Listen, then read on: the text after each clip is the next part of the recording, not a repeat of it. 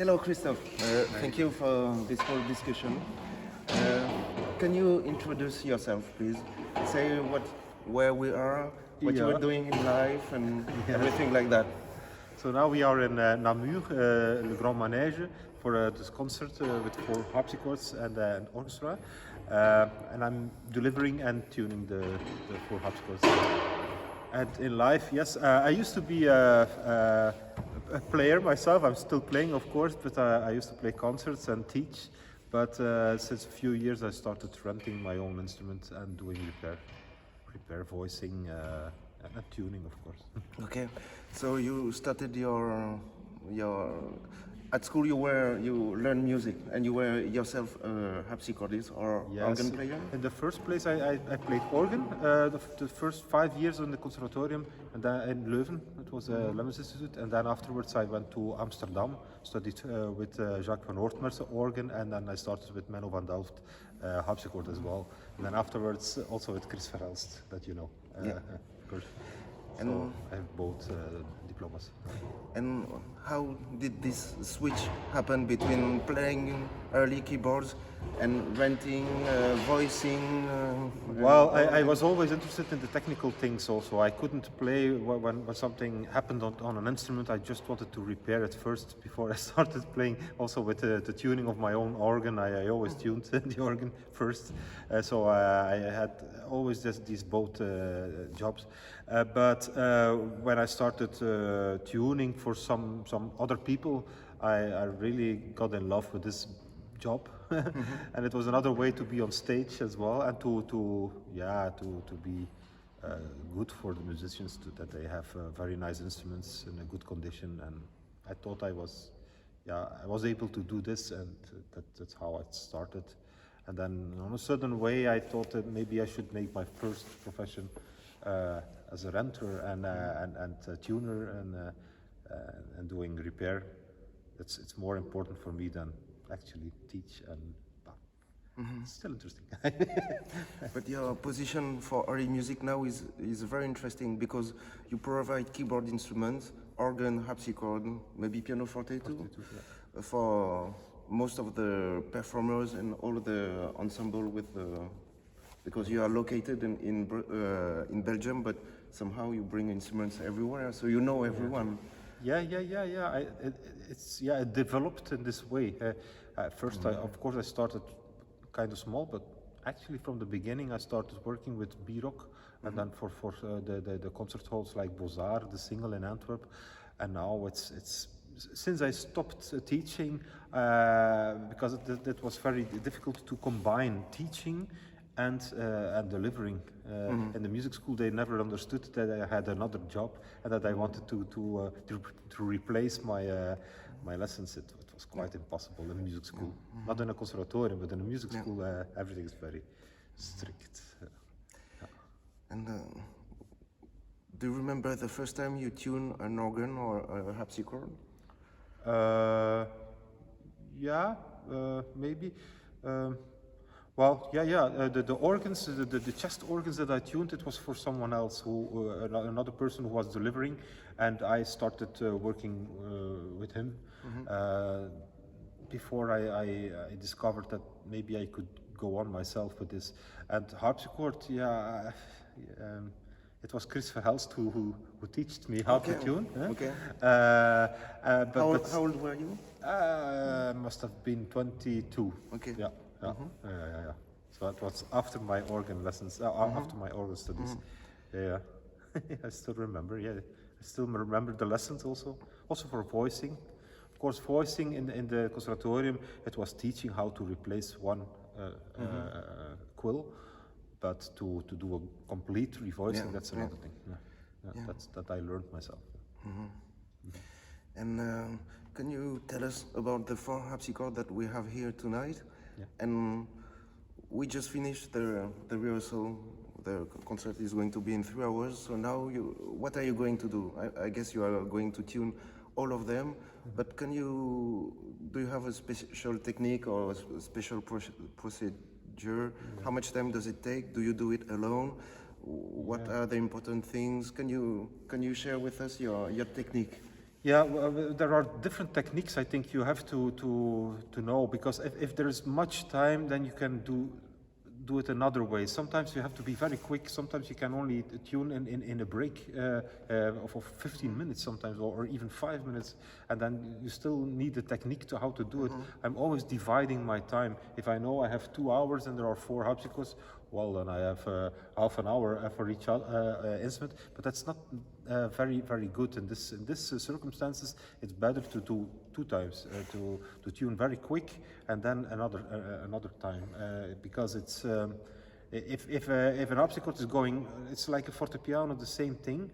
If it's going really bad out of tune and you pull it up in one time, then immediately it will go down again. So you really need to fix it. Because the instrument are getting lower and lower. Yeah. Maybe because it is quite dry here. We're in March. There's heating, so maybe yes. If keyboard instruments are going down, maybe is it because of the? Well, can you explain it? Yes, of course. Everything can happen on stage. You never know. Most of the times during the winter period, the harpsichords will go down because they come out of a cold car or a cold waiting room. Then they are in the hall. Suddenly the lights go on. Everything gets drier and drier, warmer and drier. And when it's already dry and the heating is going up, for every degree that it's climbing, the humidity will go down with 2% per degree, more or less. So that's classic. Eh? But sometimes the opposite can happen too. That you enter a concert room and it's already warm, or like in a church, and then at 8 o'clock when the concert starts, they put off the heating because of the noise, and then the harpsichord goes up. So you have to be very careful for this. And if there's a positive organ, what does the positive organ then? The opposite, quite the opposite. Of course, when everything gets drier, wood will shrink. Shrink. So the wooden organ pipes will shrink, and the pitch goes higher. And with the harpsichord, it's the opposite. The soundboard gets smaller, the strings loose a little bit, and they go lower. So what I do mostly when they ask me for 15 hertz, then I will always tune the organ for 14 and the harpsichord for 16. But that's something you have to discover. And mostly during the day, you can already feel a little bit what the instruments are doing.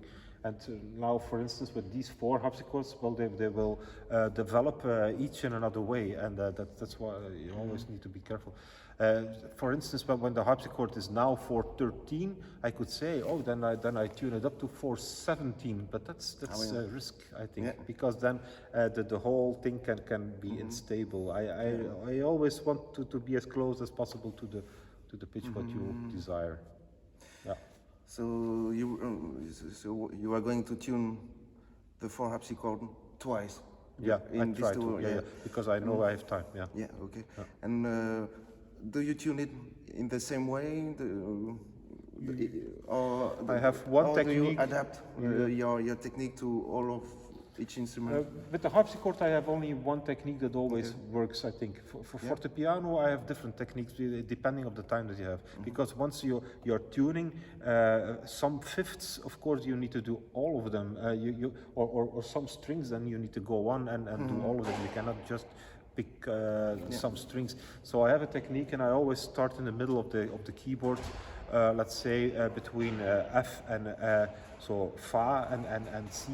1.5 octave, and I do all the fifths in this area, because this is really what you can hear very clearly, and then all the rest I do in octaves, but then still I will check always the fifths. I'm not relying on the octave, because it's... And are you using a tuning fork? Are you using an app?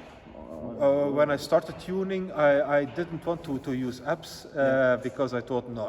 In the old times, Bach didn't have an app, so everything was with the tuning fork or with the ear. You have to pick the sound of a recorder, and then you go on.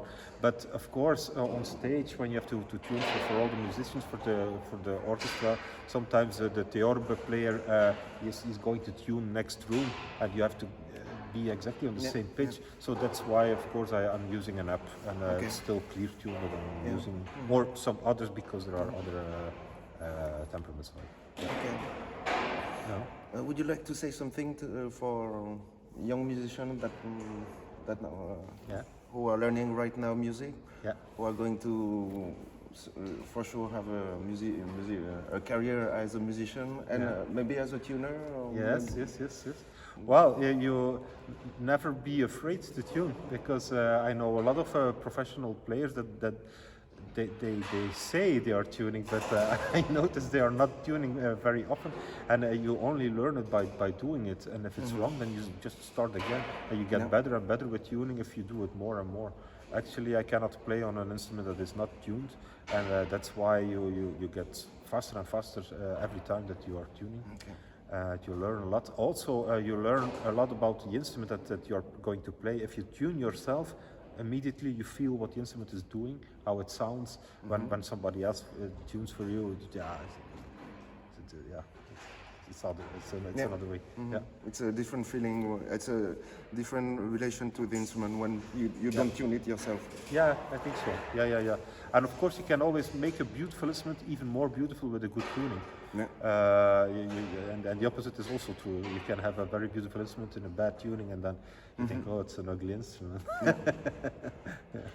Tuning is very important. Yeah. And can you present these four instruments that we have? Yes. And Sure. Of course, it was. I was asked by Bertrand Couillet to deliver these kind of instruments. There was a little bit of freedom, but I knew immediately that he wanted a German instrument or two German instruments, then a Franco-Flemish style instruments, and also an Italian for the different colors. So that's how I made this collection of instruments for today. So the first one, I was hoping for a cell, but it's not finished yet. So I was very happy that Jos van Immerseel lent his white Mietke instrument made by Matthias Grievisch, which is already 24 years old by now. And then there are two instruments made by Andreas Schillström from Sweden. And the one is the copy. It's made after the Versailles Ruckers, Ravalement, Petit Ravalement, and the Couchet from 1650, also a Ravalement. And then an Italian instrument made by Detmar Hungerberg.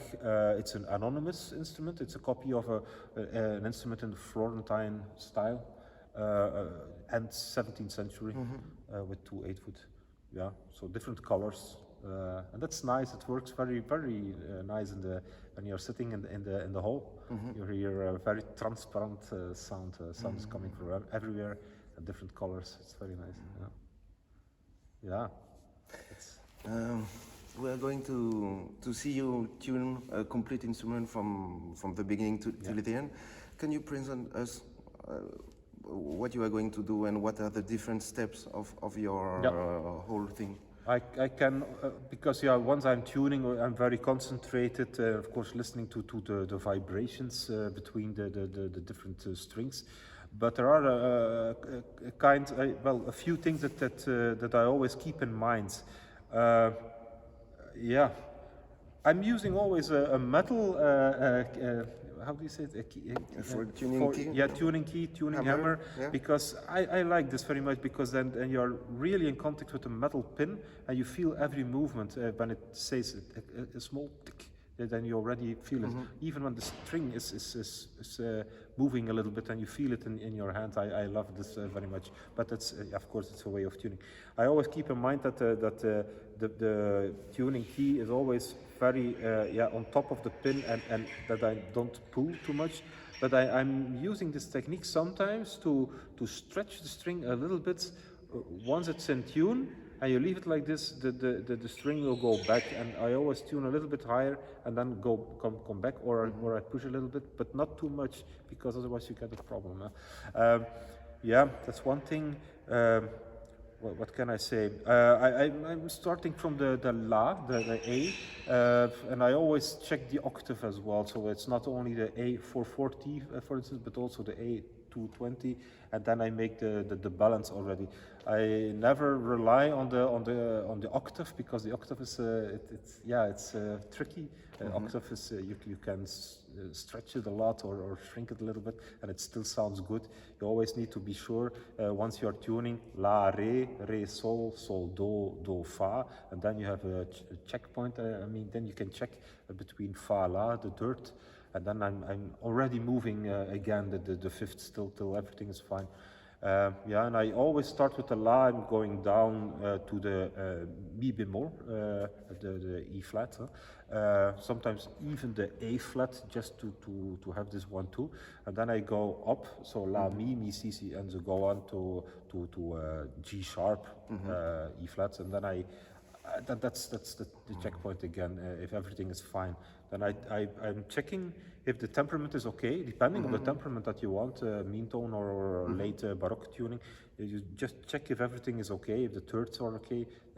Nothing should sound bad. That's always my thing. If do mi is really bad, then it's not a good tuning. Then you have to do something. So that's what I always do. So the first part is the most important, and it takes the longest time, and then afterwards it's peanuts, I would say.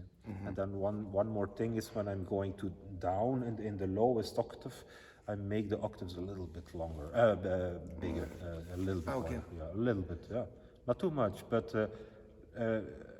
I prefer bigger and that the fifths are okay, than that the octaves are very good and that the fifths are very ugly. So you have to find a balance between the two. That's my point. You mean in the low notes? In the low notes. But of course, again, if there is a theorbe player or a double bass player and he says it's not right, it doesn't, it's not working, then you're doing something wrong. Maybe you are too low then. But this is what works very, very nice on a harpsichord, I think. But of course, if you know already that the harpsichord will go down in the bass, then don't do it. And then it's better to play them correct, and then we will see. And what is the temperament that Bertrand Cuillet chose and that you are going to do now? Now it will be Bach-Kellner. So there are 5 fifths too small. To sol, sol, re, re, la, la, mi. And then mi, si is pure, and then si, fa diez again is a little bit smaller. It's just the same as the other ones. Thank you very much, Christophe. Wow. You're welcome.